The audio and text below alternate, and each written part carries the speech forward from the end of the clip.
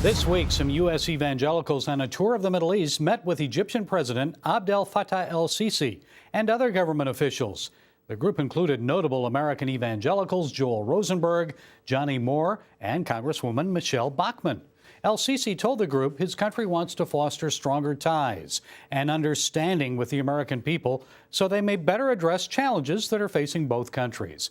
Joining us with more is CBN News Middle East Bureau Chief Chris Mitchell. He's in Cairo with the delegation. Chris, why did the evangelicals want to meet with President el-Sisi?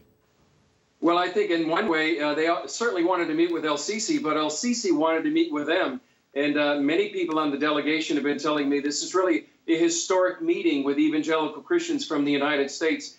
They planned a 1-hour meeting with el-Sisi, and the meeting lasted almost 3 hours. I was told it was a very frank discussion about terrorism, about the common challenges facing Egypt and the United States with radicalism, and talked about religious freedom, talked about human rights. And it was a really, as many people have said, they believe a really historic meeting with the Egyptian president. I know you interviewed several of the attendees afterwards, and Joel Rosenberg seemed quite pleased and excited about what he heard from el-Sisi. So let's listen to what he had to say, Chris.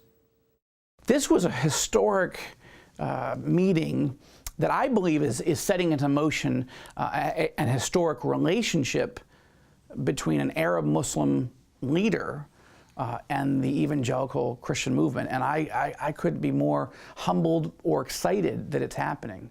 Chris, Rosenberg seemed like this is just the beginning of a closer relationship for evangelicals. What else did he tell you?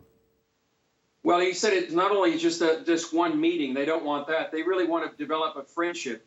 And I think the relationship, many of these people on this delegation are members of President Trump's faith-based advisory board. There's 5 members, actually, that are here. And so the relationship that they have with President Trump is something I'm sure they want to bring to the table with President el-Sisi.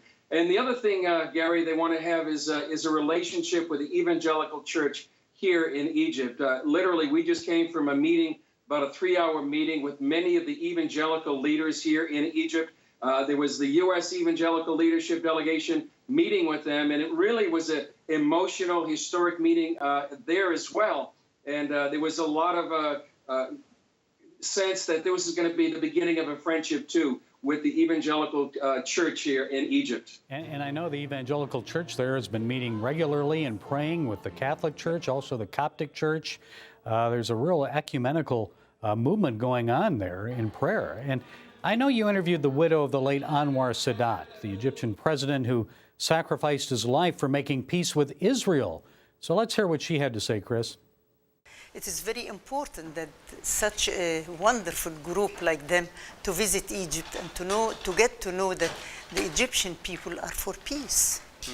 We want to build our country, we want to do our best, we want to do more hospitals, more schools, more everything to make the country, to elevate the standard of the people.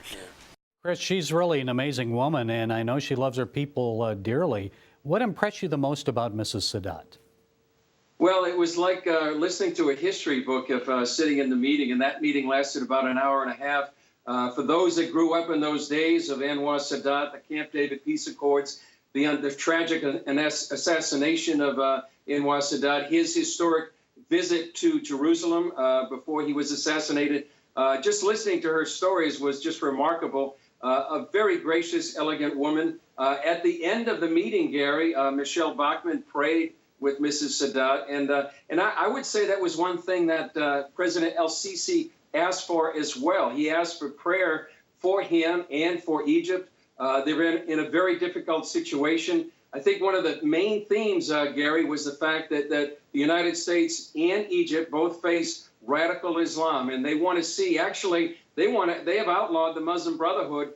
They want to see the Muslim Brotherhood designated a terrorist organization by the U.S. Congress. In fact, we had a meeting earlier today with one of the ministers who was really very strongly opposed to the Muslim Brotherhood, and they actually invited him, they meaning this delegation, perhaps to come to Congress to testify about the dangers of the Muslim Brotherhood. But they are pleased with both the U.S. delegation in translating what they can do to help the Egyptian church, the evangelical church here, as well as you know, taking a message back that that the United States really does need to stand with the Egyptian people. Gary, one thing they talked a lot about was the fact that they go back to the Arab Spring, January 25th, and they almost look at things before and after that date. And one thing they said was that the church has really kind of loosened the shackles of fear that they've had for a long time. The church right now is much bolder than it used to be. Do you think this was just an exchange of pleasantries, or a significant relationship will be established in the long run? Everyone there in the meeting wants this to be a significant relationship. They talked about the danger of a photo op or pleasantries.